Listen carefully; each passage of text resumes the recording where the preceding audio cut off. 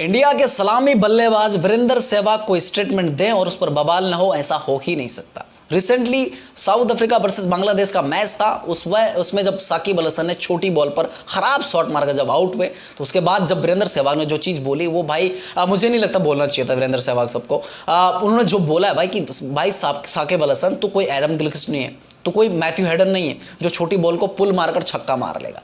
तू जस्ट एक बांग्लादेशी प्लेयर है, तुझे अपने स्टैंडर्ड के हिसाब से खेलना चाहिए था। मुझे नहीं लगता कि ये स्टेटमेंट इस तरह से देनी चाहिए थी वीरेंद्र सहवाग साहब को, क्योंकि मेरे को लगता है किसी भी कंट्री को कोड नहीं करना चाहिए। भले ही वो बांग्लादेशी प्लेयर था, किसी और वे में बोल सकते थे वीरेंद्र सहवाग साहब, बोल सकते थे भाई तू मैथ्यू हेडन नहीं है, तू एडम गिलक्रिस्ट नहीं, की छोटी बॉल को पुल मारकर छक्का मार लेगा, तू जस्ट साकिब अल हसन है, तू साकिब अल हसन की तरह ही खेल।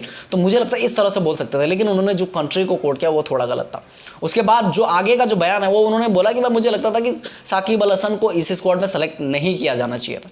मुझे लगता है कि 2022 के T20 वर्ल्ड कप के बाद साकिब अल हसन को रिटायरमेंट ले लेनी चाहिए थी। वैसे भी उनके जो आंकड़े हैं T20 में, ये मैं नहीं बोल रहा हूँ, ये वीरेंद्र सहवाग साहब ने बोला कि भाई जो आंकड़े हैं T20 क्रिकेट में, तो वो मेरे को लगता है कि मतलब उतने अच्छे नहीं हैं। जो मतलब ऐसा है कि जहाँ पर उनको खिलाता जा रहा। जब साकिब अल हसन ने उस मैच के दौरान ये हुआ, लेकिन उसके दूसरे मैच में जब नीदरलैंड के खिलाफ कल का जो मैच था, वहाँ पर साकिब अल हसन ने 46 बॉलों में 64 रन की शानदार पारी खेली और पहले तो जवाब दिया पारी से। उसके बाद प्लेयर ऑफ द मैच जब मिला, उस दौरान उनसे पूछा गया कि भाई वीरेंद्र सहवाग ने तुम्हारे बारे में ये चीज़ बोली, तो उन्होंने बोला कौन वीरेंद्र सहवाग, कौन है वीरेंद्र सहवाग। भाई ये चीज़ बोली कि देख रहा मामला कहाँ पहुंच गया। ऐसा तो हो नहीं सकता कि साकिब अल हसन को ये चीज़ ना पता होगी भाई वीरेंद्र सहवाग कौन है, कौन क्या नहीं। लेकिन दूसरी चीज़, वीरेंद्र सहवाग साहब को भी ये पता होना चाहिए, भले ही हमारे कंट्री का प्लेयर है, जो बीते कुछ सालों की अगर बात करें ना, तो साकिब अल हसन भाई T20 में बोलो, ODI में बोलो, टेस्ट में बोलो, ये बंदा तीनों फॉर्मेट में मतलब नंबर 1 पे था ऑलराउंडर की हैसियत से। लेकिन अगर एज ह्यूमन बींग में बात करूं तो भाई साकिब अल हसन उतना अच्छा इंसान नहीं है। अगर आपने देखा रहा कई बार लफड़े कर देना, छोटे छोटे, अभी देखा आपने ODI वर्ल्ड कप के दौरान मैथ्यूज़ का जो उन्होंने आउट दिलवाया कप्तान को, जो रिव्यू लिया उन्होंने वो चीज़ का, वो मैथ्यूज़ का, मुझे नहीं लगता था वो कहीं से भी जस्टिफाइड था। उसके अलावा विकेट उखाड़ देना, मैंने देखा फ्रेंचाइजी क्रिकेट में इसके वो भी स्टंप उखाड़ देना, वो चीज़ें करना, अंपायर के साथ में झगड़ा करना, प्लेयरों के साथ में झगड़ा करना, ये सारी चीज़ें इसने करी हैं। लेकिन एज प्लेयर मैं उसको देखूँ तो ऑलराउंडर की हैसियत से वो बहुत बेहतरीन खिलाड़ी भी है। मैं यहाँ पर अगर बात करने आया हूँ, अभी बात कर रहा हूँ तो इसके लिए कर रहा हूँ क्योंकि वीरेंद्र सहवाग साहब कोड कर सकते थे, उसको डायरेक्ट बोल सकते थे, लेकिन वीरेंद्र सहवाग साहब को ये ऐसा तो नहीं हो सकता यार वीरेंद्र सहवाग साहब को उसके आंकड़ों के बारे में ना पता हो।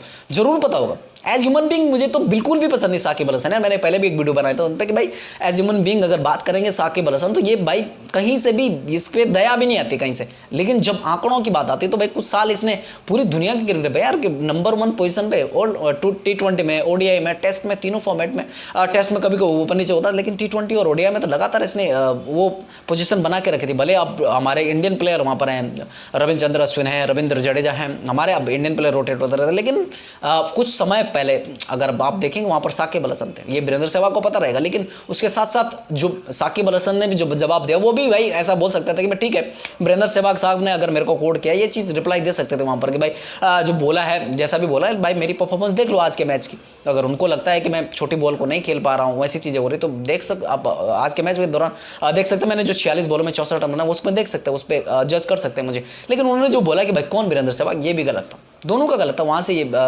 सहवाग साहब भी गलत है और मुझे लगता है साकिब अल हसन भी गलत है। लेकिन अब ये मामला कहाँ रुकेगा, कितना और टूल पकड़ेगा, क्या अगले मैच में आने के बाद जब वीरेंद्र सहवाग आए अपनी स्टेटमेंट को आगे बढ़ाएंगे, आगे वो करेंगे, अगर साकिब अल हसन जल्दी आउट होता अगले मैच में, तो वहाँ पर वीरेंद्र सहवाग उनको जरूर कोड करेंगे। अब 17 तारीख को मैच है नेपाल के साथ में बांग्लादेश का, तो वहाँ पर जरूर वीरेंद्र सहवाग कोड करेंगे। हो सकता है कि साकिब अल हसन अच्छा खेल जाए तो फिर नहीं ना भी ये मामला यहीं खत्म भी हो जाए।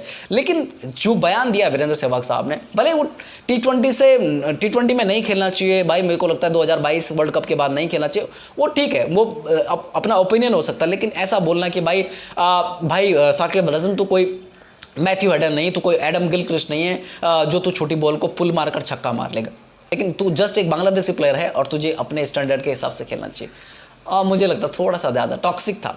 खैर मैं इससे ज़्यादा नहीं बोलूँगा इस पर, भाई ये मामला आगे टूल पकड़ेगा या फिर ये मामला यहीं थम जाएगा, भाई अब देखने आगे आने वाले मुकाबले के बाद पता चलेगा। ठीक है, अपनी राय दीजिए भाई, वीरेंद्र सहवाग साहब ने जो बोला है वो सही बोला है, गलत बोला है। उसके अलावा जो साकिब अल हसन ने जो इग्नोर किया है कि कौन वीरेंद्र सहवाग, वो भी मेरे को लगता गलत था। तो अपनी राय दीजिए कमेंट बॉक्स में कि भाई दोनों में से, भले गलत तो दोनों यार, अभी यहाँ पर अपने अपनी जगह पर दोनों तो गलत है, लेकिन अपनी राय दीजिए कमेंट बॉक्स में। अगर वीडियो पसंद आता है लाइक करो, शेयर करो, कमेंट करो और साथ साथ सब्सक्राइब करके जाओ। जय हिंद, जय भारत।